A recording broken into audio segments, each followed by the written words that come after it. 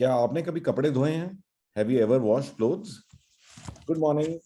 So today story is about a young man. एक आदमी था, इसने रिसेंटली अपनी पढ़ाई खत्म करी एंड इसने जॉब के लिए अप्लाई किया। तो जॉब के इंटरव्यू के लिए गया तो डायरेक्टर ने इसका सीवी देखा, उसकी बहुत तारीफ करी। उसने कहा कि आप एकेडमिकली बहुत ही क्वालिफाइड हैं, आपने हर जगह में बहुत अच्छे नंबर्स और बहुत अच्छे मार्क्स आपने लिए हैं। और जैसा कि मैं देख रहा हूँ आपके रिज्यूमे में कि भी आप अपनी मदर के साथ रहते हैं, आपके फादर इज नो मोर। तो ये जो एजुकेशन आपने करी, तो क्या क्या आपने स्कॉलरशिप ली? How did you complete your education? तो आपके पैसे किसने दिए? आपने अच्छे से अच्छे जगह से एजुकेशन लिया, तो क्या आप पार्ट टाइम काम करते थे? तो कैसे करते थे? तो उसने आदमी ने कहा कि नहीं सर, मैं तो कुछ काम नहीं करता था, मेरी मदर जो है वो जो है कपड़ा धोने का काम करती हैं। तो वो जो है वो she is a cloth washer. और उन्होंने मुझे कभी काम नहीं करने दिया। और मैं ही मेरे को उन्होंने कहा कि नहीं, तुम पढ़ाई पे फोकस करो। और खुद वो काम में लगी रही और लोगों के कपड़े धोती थी। तो जो डायरेक्टर है उन्होंने कहा कि अच्छा एक बार तुम अपने हाथ दिखाओ। तो उनके हाथ देखे, जो कैंडिडेट था उसके हाथ देखे, तो उन्होंने देखा कि हाथ बिल्कुल साफ सुथरे हैं। कोई किसी तरह की उसके अंदर में कोई यूजेज के या कोई ऐसा कुछ भी नहीं पता लगता था कि इसने कभी हेल्प करी अपनी मदर की। तो डायरेक्टर ने कहा कि चलो ठीक है, हम इस इंटरव्यू को कंप्लीट करेंगे, अभी मैं थोड़ा बिजी हूँ, बट कल आपके लिए एक होमवर्क है छोटा सा। आप एक काम करेंगे छोटा सा कि भी कल ना जब आप वापस घर जाएंगे, तो एक बार जो है आप अपने ना मदर के हाथ देख करके उनको धो करके आना। ठीक है? तो लड़का सोच में पड़ गया कि ये कैसा अजीब सा होमवर्क दिया इन्होंने मुझे।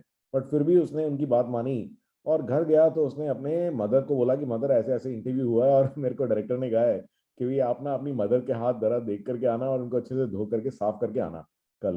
तो मुझे दिखाइए, अपने हाथ दिखाइए। तो जैसे ही उसने अपने मदर के हाथ को ध्यान से देखा, तो देख करके उसको बहुत ही शौक लगा, क्योंकि उसके मदर के हाथ बहुत ही खराब थे, कपड़े धो धो करके बिल्कुल रिंकल हो गए थे, कई सारे उसके अंदर में इंजरी के निशान थे। और ये देख करके वो रो पड़ा। और उसे तब रियलाइज हुआ कि जो भी उसने एजुकेशन करी और उसने अपना कॉलेज अटेंड किया, स्कूल अटेंड किया, उस सबकी पीछे उसकी मदर की मेहनत थी। तो उसके मदर ने बहुत सैक्रिफाइस किया उसके लिए। और उसकी वजह से ही वो आगे बढ़ पाया। और ये चीजें उसे अब तक पता नहीं थी। तो उसने नॉट ओनली अपने मदर के हाथ अच्छे प्यार से धोए, उसने इवन जो बचे हुए कपड़े थे वो भी धोए। राइट?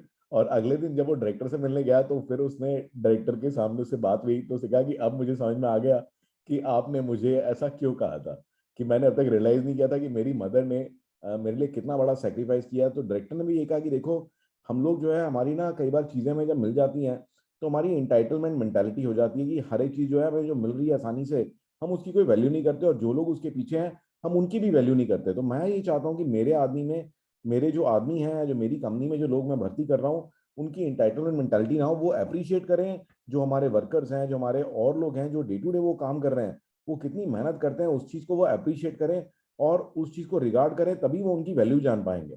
तो हमें ऐसे आदमी नहीं चाहिए जो कि सिर्फ पैसे के पीछे भाग रहे हैं। तो ऐसे आदमी चाहिए जो कि औरों की वैल्यू को भी समझते हैं, उनको रिस्पेक्ट भी करते हैं और उनकी केयर भी करते हैं। तो फिर बाद में उसको उन्होंने जॉब दिया, और वो आदमी आगे चल के one of the most successful CEOs बना उस कंपनी का। राइट? तो ये जो स्टोरी है, इसका मतलब यही है कि भी इसका मोटो भी यही है आपको बताने का, कि भी आपके आसपास जो लोग हैं जो बहुत सारी चीजें आपके लिए सेक्रीफाइस कर रहे हैं, तो हमें हर एक चीज के लिए ये नहीं सोचना चाहिए कि ये तो हमारी है ही है, कि भी हमें इस तरह का घर, इस तरह की गाड़ी, इस तरह की चीजें ये मिलनी ही मिलनी चाहिए। ठीक है ना? इसके पीछे जो लोग हैं जिन्होंने मेहनत करी है, हमें उनको थैंक यू कहना चाहिए, उनका रिगार्ड करना चाहिए, उनको हेल्प करना चाहिए। ठीक है ना?